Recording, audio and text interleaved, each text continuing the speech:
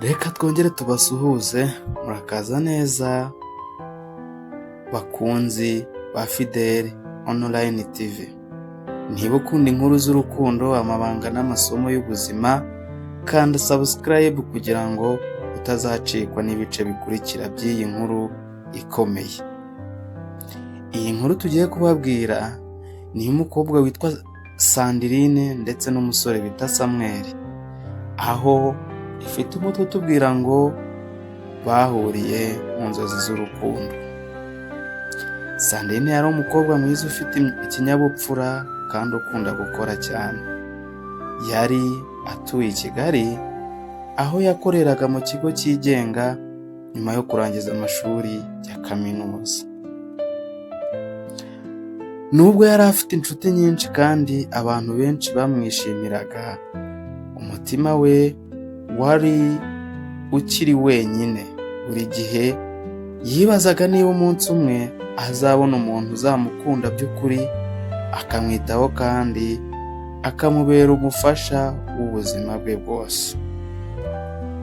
Umunsi umwe Sandrine yitabiriye amahugurwa y'urubyiruko yari yabereye mu mujyi wa Kigali kuri Maison de Jeunes.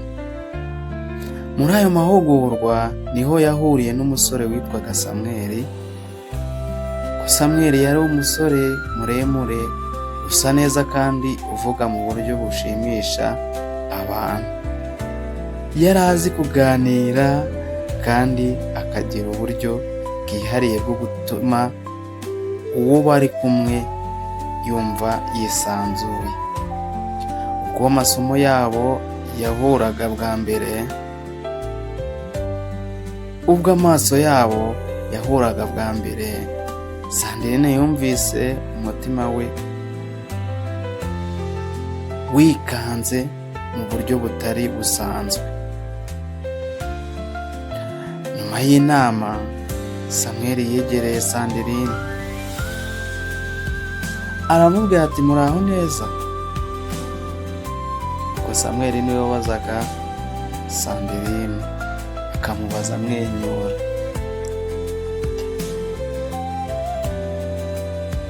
Sandrine amusubiza afite akanyamuneza ati yego meze neza, muraho namwe. Batangiye kuganira. Icyo kiganiro cyari kigufi ariko kuri bo cyasaga n'icyamaze amasaha menshi. Buri wese yasanze yifuza gukomeza kumenya byinshi kuri mugenzi we.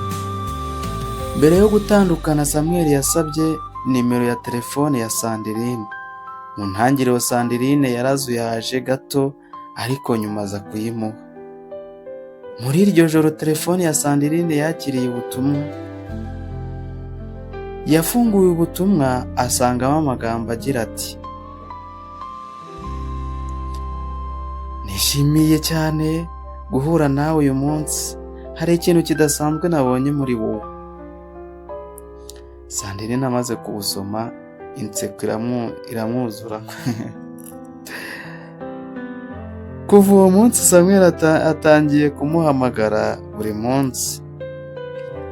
Bavuganaga mu gitondo, ku manywa ndetse na nijoro. Buri munsi Samuel yamubwiraga amagambo meza atari yarigeze yumva ku wundi musore.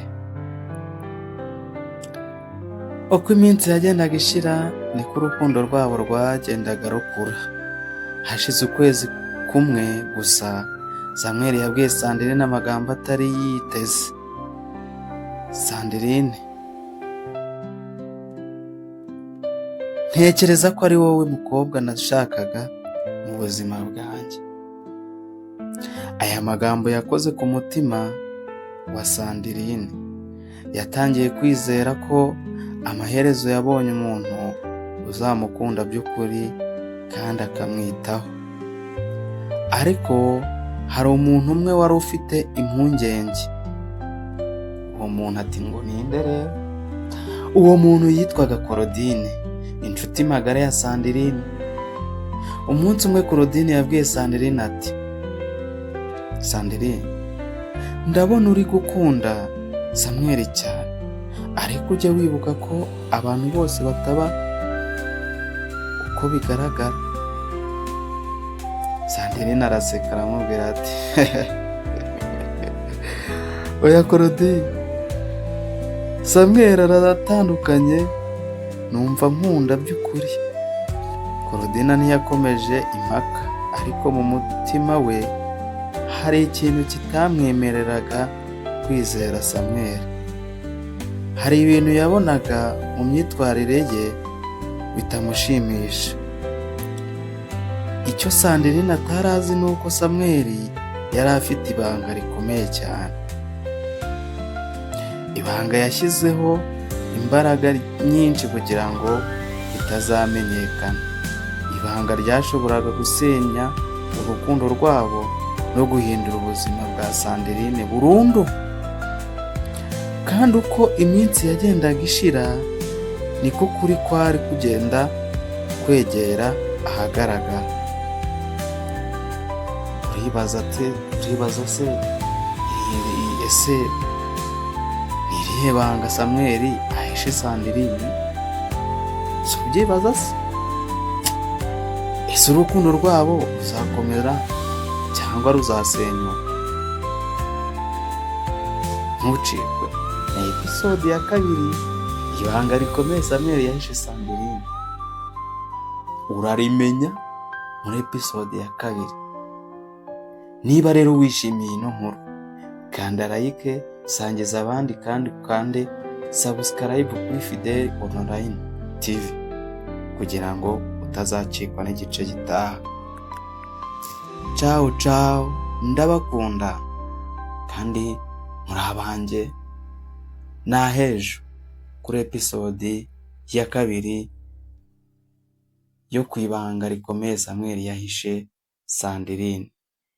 Tukuru niba kagushimishije, kanda like, kanda comment. Murakoze cyane, Imana ibahe umugisha.